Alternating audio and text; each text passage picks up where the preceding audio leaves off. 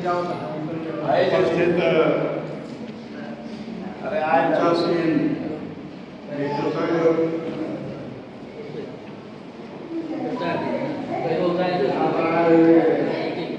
त्याने खचक जागा त्याची लाईन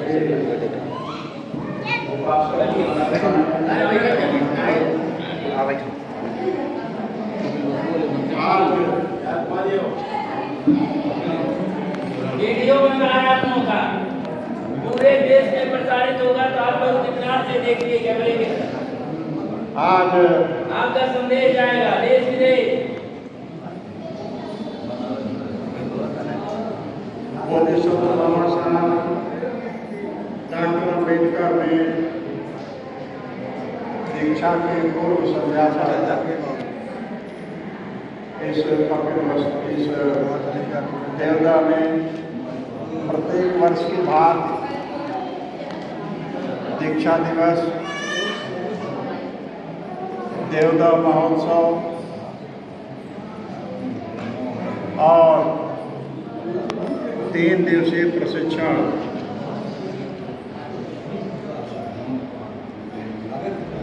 यानी 3 दिवसीय प्रवज्ञा शिविर का आयोजन देवदा निवास समिति के द्वारा किया गया है। आज यहाँ पर 25 लोगों ने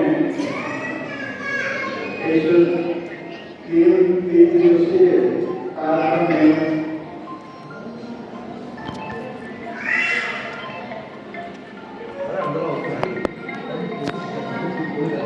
केवल दीक्षा ही ग्रहण नहीं किया है, बल्कि भगवान बुद्ध के संघ को विस्तार देने के लिए उनकी शिक्षाओं को घर घर तक पहुंचाने के लिए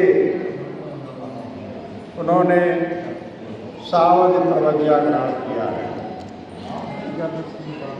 सावध प्रवज्ञा का प्राविधान बौद्ध धर्म में है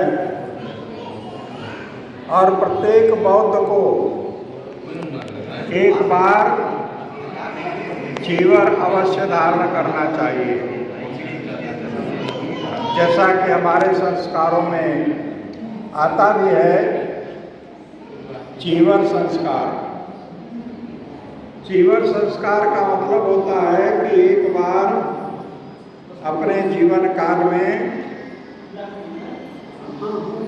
चीवर को सावध चीवर में ही रहकर धम्म का काम करना चाहिए और उतने ही दिनों में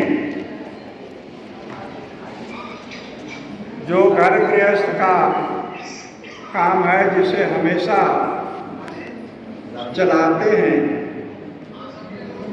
उससे मुक्त होकर धम्म को समझने का काम करने के लिए सावध प्रवज्ञा ग्रहण किया है।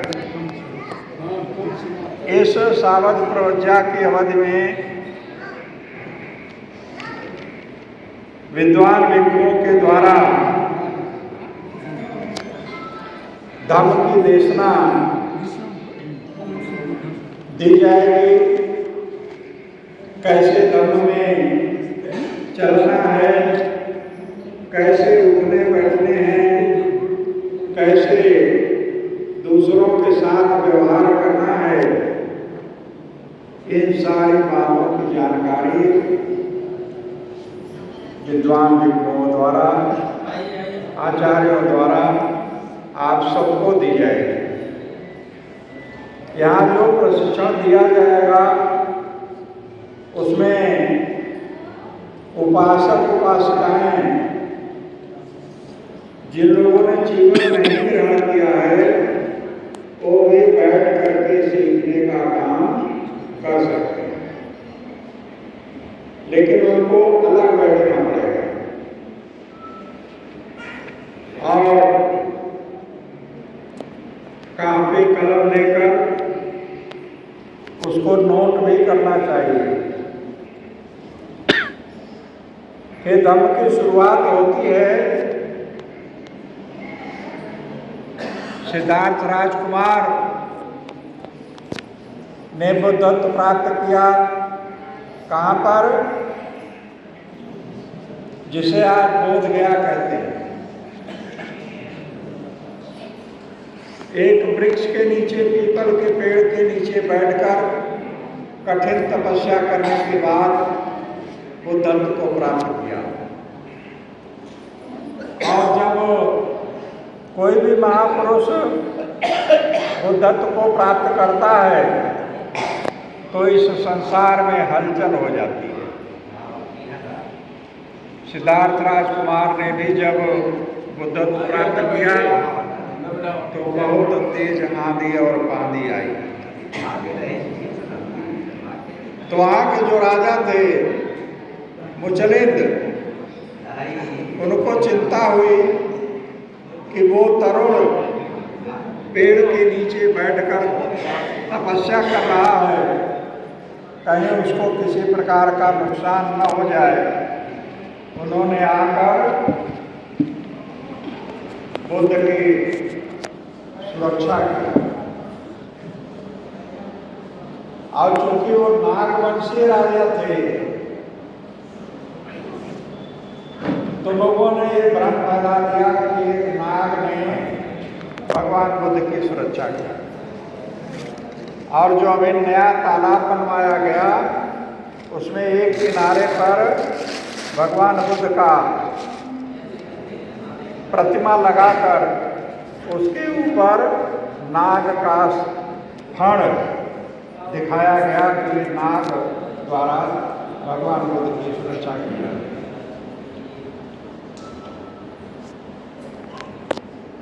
भगवान बुद्ध के बुद्धत्व प्राप्ति के साथ जो भी प्राकृतिक उथल पुथल मची उसको नियंत्रित करने का काम राजा मुचलिंद ने किया था। और भगवान बुद्ध वहां पर थोड़े समय रहकर ऋषि पत्तन मृगदाय वन में पहुंचते हैं। ऋषि पत्तन मृगदाय वन, जिसे आज सारनाथ कहा जाता है, वो स्थान है। और यहीं पर आकर भगवान बुद्ध धम्म का चक्र चलाते हैं, जिसे धम्म चक्र प्रवर्तन कहते हैं। और इस धम्म चक्र प्रवर्तन के साथ ही सारनाथ की सरजमी से बौद्ध धर्म का उदय होता है। सम्यक संबुद्ध से पहले 27 बुद्ध हो चुके थे, ये 28वें बुद्ध थे। तो इन्होंने धम्म चक्र चलाकर बौद्ध धर्म की स्थापना सारनाथ में किया। उस समय का ऋषि पत्तन मृगदाय वन। वहां पर 5 लोगों को जो भगवान बुद्ध की बुद्धत्व प्राप्ति के पहले जो इनकी सेवा में रहते थे और छोड़कर चले आए थे, वही 5 लोग थे जो 5 के 5 कपिल वस्तु के रहने वाले थे और 5 के 5 ब्राह्मण थे। बौद्ध धर्म में ब्राह्मण किसी विशेष वर्ग और जाति के लिए नहीं कहा गया।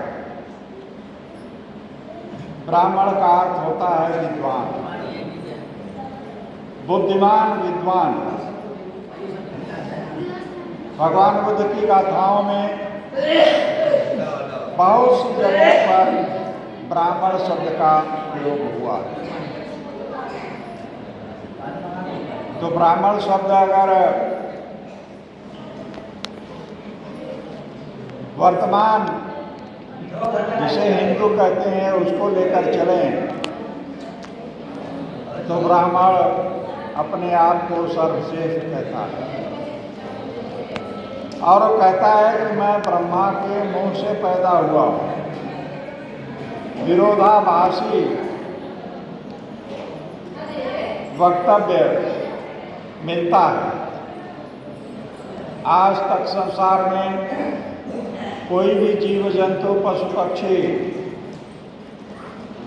मुंह से पैदा होते हुए नहीं देखा गया, नहीं सुना गया, नहीं पढ़ा गया। इतिहास इस बात का साक्षी है कि सभी को पैदा होने का एक ही मार्ग है और यहाँ पर मार्ग अलग अलग बनाए गए और कहा ब्राह्मणों बाहुराजन्य कृता उरुतदश्यत वैश्य शूद्रो पदाभ्याम जाए। भगवान बुद्ध के धर्म में इस अनर्गल बात के लिए कोई स्थान नहीं है। भगवान बुद्ध का धर्म एक समानता का धर्म है। यहाँ पर सभी मनुष्य बराबर है। आप लोग नारे भी लगाते हैं। बौद्ध धर्म की क्या पहचान? मानव मानव एक समान। यहाँ कोई भेद नहीं, न कोई ऊंचा है न कोई नीचा है, सब बराबर है। हमारा भारतीय संविधान भी इस बात की गारंटी देता है कि भारतवर्ष के रहने वाले लोग सब के सब भारतवासी हैं और सबके सब को एक समान अवसर, एक सी शिक्षा मिलने की गारंटी भारतीय संविधान देता है। अब भारतीय संविधान गारंटी देता है,